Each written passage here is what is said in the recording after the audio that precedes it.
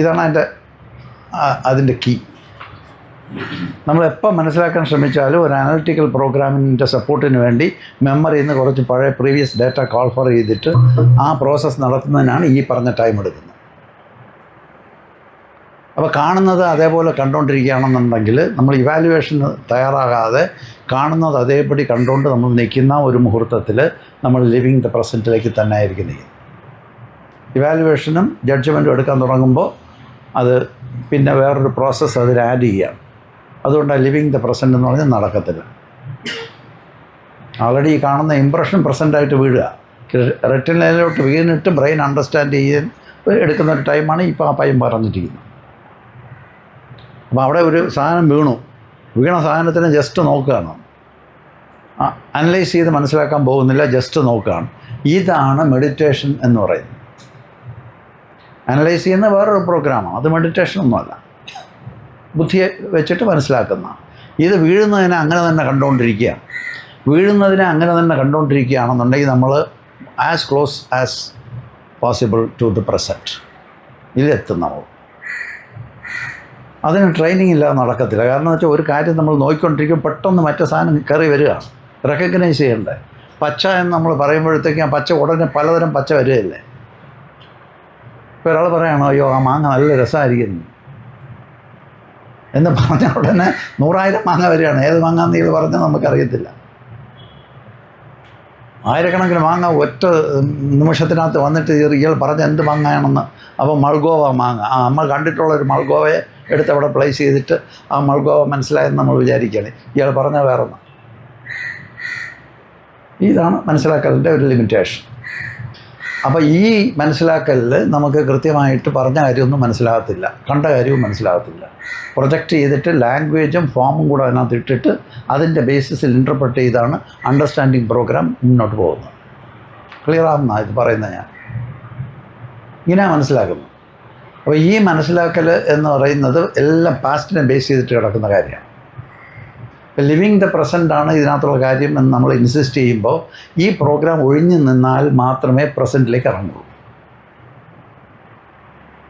മനസ്സിലാകുന്ന? അപ്പോൾ അങ്ങനെ നിൽക്കുകയാണെന്നുണ്ടെങ്കിൽ ടൈമിന് മുന്നോട്ട് ഓടാൻ പറ്റത്തില്ല, പുറന്നോട്ട് ഓടാൻ പറ്റും. കാരണം പ്രോഗ്രാം അവിടെ നടക്കുന്നില്ല, ടൈമിലാണ് പ്രോഗ്രാം ഓണായി കിടക്കുന്നത്. ടൈമും സ്പേസിലുമാണ് അത് നിൽക്കുന്നത്.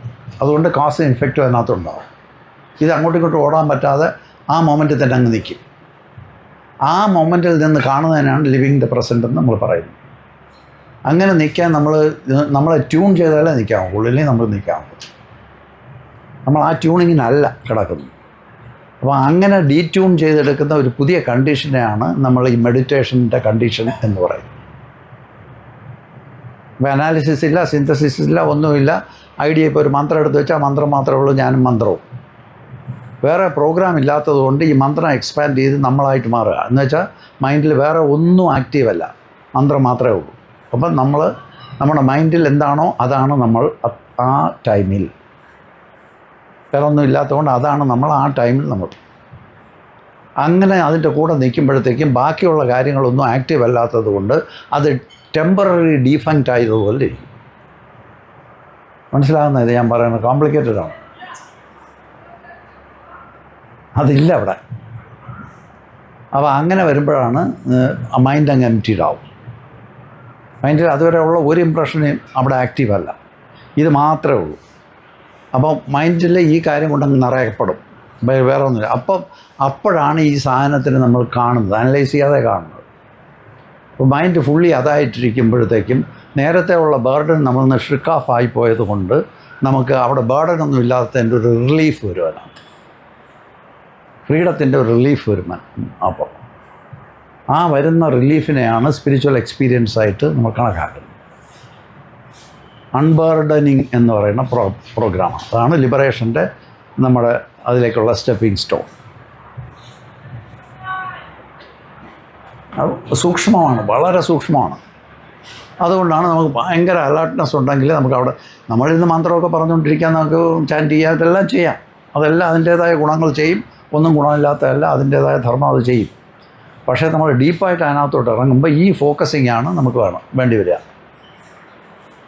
entertaining a particular point or an idea or an object for a long period of time without effort.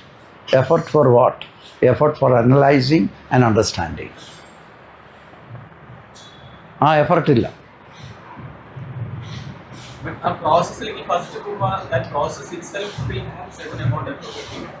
certain amount of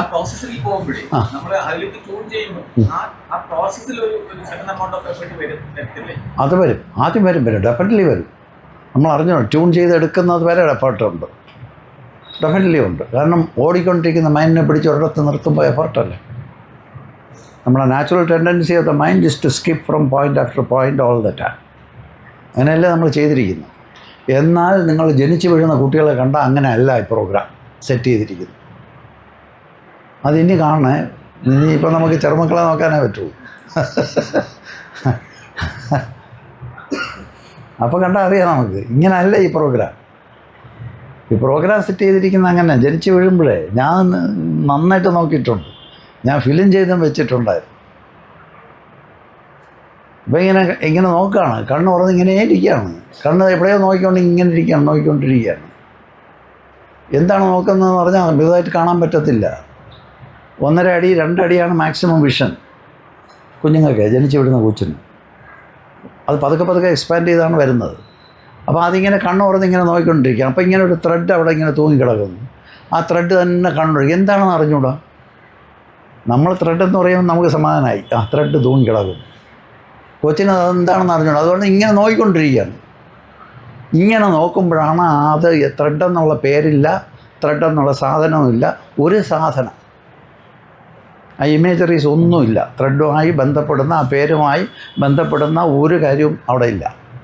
ഫ്രഷായിട്ടൊരു സാധനം കാണുന്നത് കൊണ്ട് അതെന്താണെന്ന് മനസ്സിലാക്കാൻ വേണ്ടി ഇങ്ങനെ നോക്കിക്കൊണ്ടിരിക്കുക.